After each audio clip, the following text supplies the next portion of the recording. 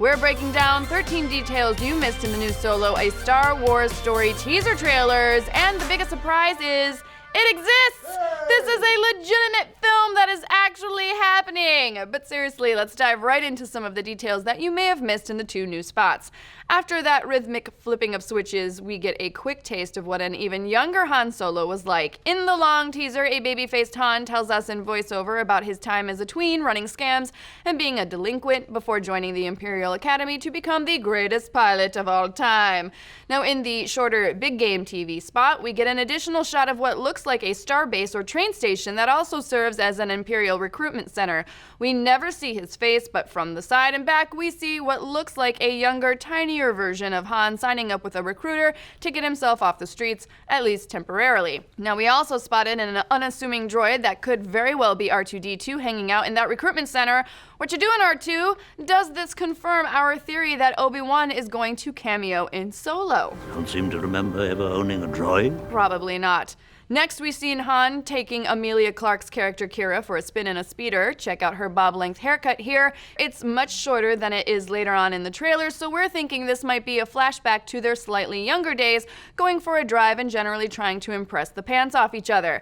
After exiting a tunnel, we can see they're being chased by an Imperial stormtrooper in the next shot. Cool detail to note is the targeting display on the dashboard has that old-school X-Wing design element added in, and we also see Han's iconic dice, the ones we've seen previously in A New Hope and The Last Jedi. Interesting that they're already hanging from a rear-view mirror and not, say, in his pocket, ready to use in a game of Corellian Spike. Next, we see a fresh off the factory line shot of the Millennium Falcon interior, looking like it's the featured product in an Apple commercial. Immediately after, we have Han outside the Falcon looking up towards the sky that appears to have two suns.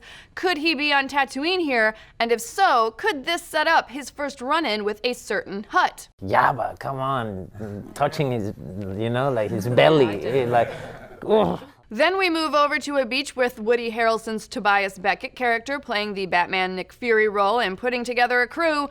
Notice the super subtle, or not subtle at all, call forward to Han Solo calling Luke Skywalker kid. Great kid, don't get cocky.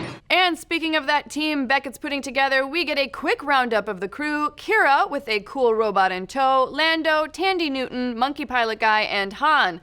We don't know much yet about Tandy's character, but some folks think she's Sana Starros, Han's sort of ex-wife, who in the comics tracks him down to get him to return her half of the loot from a robbery. But hold up! We're not just gonna gloss over Lando. Scrolling back to 35 seconds into the second trailer, it's childish Gambino himself, Donald Glover, as Lando Calrissian. Even though at this point, the new Lando has had less than 1 second of total screen time, this interpretation of the character is more spot on than a proton torpedo in a Death Star exhaust port.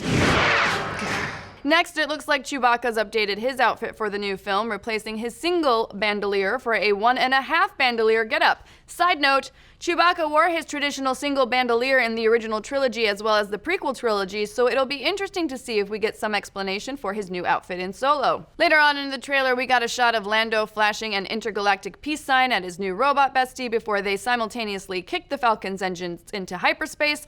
Now, the scene is cool and all, but we've got to ask the question that's on everybody's mind. Where's Lobot? And speaking of Lando's robot, we see what looks like the same droid exiting the Millennium Falcon at 34 seconds into the second trailer alongside Emilia Clarke's Kira. Q is looking very Empire in that red cape, but without any other markings or medals, she could just be super rich. Now, The Last Jedi explored the concept of income disparity in Star Wars in the Canto Bight subplot, and we think that her character might explore those themes a little further. Also, since Kira is exiting the Millennium Falcon in that shot like she owns the place, there's a chance she could be the original owner of the ship. Who stole it from me? We know that Lando owned the freighter before Han, but until we see that Carfax, we're not ruling out the Falcon having multiple owners. Show me the Carfax! Hey! Later in the trailer, we see a dance club that looks as ritzy as the Canto Bight Casino. Unfortunately, it doesn't look that popular, which makes sense because the club's main entertainment includes an alien frog in a jar. Next, we've got the classic Western-influenced hip shot of Solo unholstering his blaster. Now, since Han owes a lot of his character to gunslingers from spaghetti westerns, it makes sense that they'd throw in a few visual Easter eggs to those movies here. There's no proof in the trailer that Han shoots these Mad Max aliens first, but we're pretty sure that he does.